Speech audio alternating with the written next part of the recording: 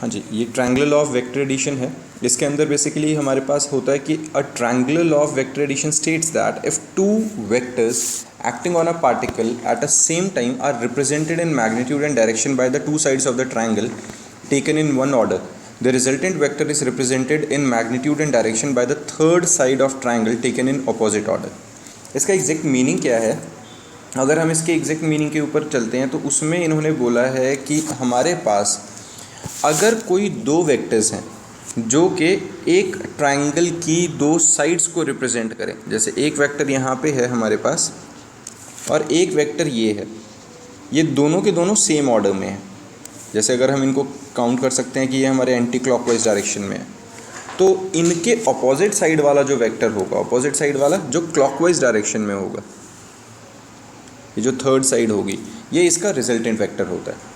ठीक है, triangular law of vector addition के अकॉर्डिंगली हमें यही बोला गया है यहाँ पे, एग्जैक्टली इसी चीज़ को बोला जाता है कि ट्रायंगुलर लॉ के अकॉर्डिंगली अपने पास है, अगर दो साइड्स ऑफ द ट्रायंगल, मतलब two sides of the triangle are taken in order. In order का मतलब क्या हुआ कि जो टू साइड्स हैं वो दोनों के दोनों क्लॉकवाइज या एंटी क्लॉकवाइज होनी चाहिए। तो जो रिजल्टेंट वेक्टर होगा वो हमेशा थर्ड साइड के थ्रू रिप्रेजेंट होगा, लेकिन अपोजिट ऑर्डर में, जैसे यहाँ पे ब्लू वाला था। तो अब इसको स्टार्ट करते हैं। इसकी डेरिवेशन में हम क्या करेंगे, हमारे पास जो दो वेक्टर्स हैं, यहाँ पे एक वेक्टर का नाम है ए, एक वेक्टर का नाम है बी, मैग्नीट्यूड में।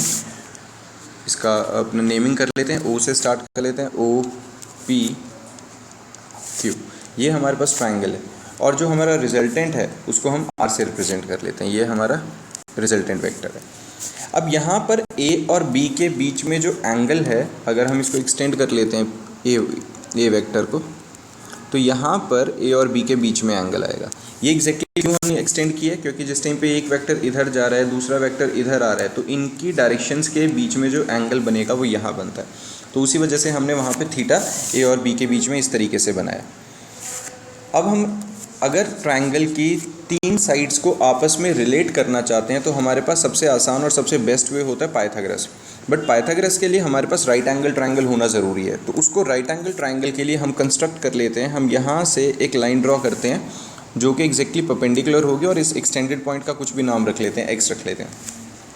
तो अब हमारे पास जो ट्रायंगल ओ एक्स और क्यू है, ओ एक्स क्यू ट्रायंगल, ये एक राइट एंगल ट्रायंगल बन जाता है।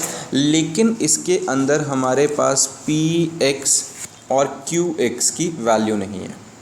तो हम पहले ये जो छोटे वाला ट्रायंगल है, in triangle Q P x, इस ट्रायंगल के अंदर अगर मैं साइन थीटा लगाता हूँ, साइन थीटा अपना क्या होता था, परपेंडिकुलर बाय हाइपोटेन्यूज। परपेंडिकुलर है क्यू एक्स और हाइपोटेन्यूज है हमारा बी वेक्टर। तो क्यू एक्स की वैल्यू अगर मैं निकालूं तो B sine theta cross multiply करके क्यू एक्स हमारा कितना निकल गया, बी साइन थीटा। इसी तरीके से अगर मैं कॉस थीटा लगाता हूँ, कॉस थीटा क्या होता है हमारा, बेस अपॉन हाइपोटेन्यूज। बेस है हमारा पी एक्स और हाइपोटेन्यूज है हमारा बी, क्रॉस मल्टीप्लाई किया तो B into cos theta is P X. तो ये हमारे पास बी कॉस थीटा आ गया। तो अब हमारा जो मेन ट्रायंगल था ओ एक्स क्यू, उसकी तीनों साइड्स हमारे पास हैं, आर हमें निकालना है और उसको ए और बी की टर्म्स में निकालना है। तो अब हम अपना जो मेन ट्रायंगल है, in triangle O Q X, इस ट्रायंगल की अगर हम बात करें, उसके अंदर अब हम राइट एंगल ट्रायंगल है तो पाइथागोरस लगा सकते हैं। O Q square is equal to O X का स्क्वायर प्लस क्यू एक्स का स्क्वायर। वैल्यूज़ डाल देते हैं। ओ क्यू हमारा मैग्नीट्यूड में आर को रिप्रेजेंट करता है। ओ एक्स जो हमारे पास है वो A plus B cos theta, और क्यू एक्स जो है हमारा वो बी साइन थीटा को रिप्रेजेंट करता है। इनका स्क्वायर खोल देते हैं और सिंप्लीफाई कर लेते हैं। तो इसको जब हमने सिंप्लीफाई किया, ए प्लस बी का कॉस थीटा का होल स्क्वायर खुलेगा तो a square plus b square cos square theta plus 2ab cos theta plus b square sine square theta. अब यहाँ पे b square sine square theta और b square cos square theta से हम b square common ले सकते हैं और cos square theta plus sine square theta 1 आ जाएगा। तो ए स्क्वायर प्लस हमने जिस टाइम पे बी स्क्वायर कॉमन लिया तो यहाँ पे cos square theta plus sine square theta आ गया और plus 2ab cos theta as it is लिख दिया हमने।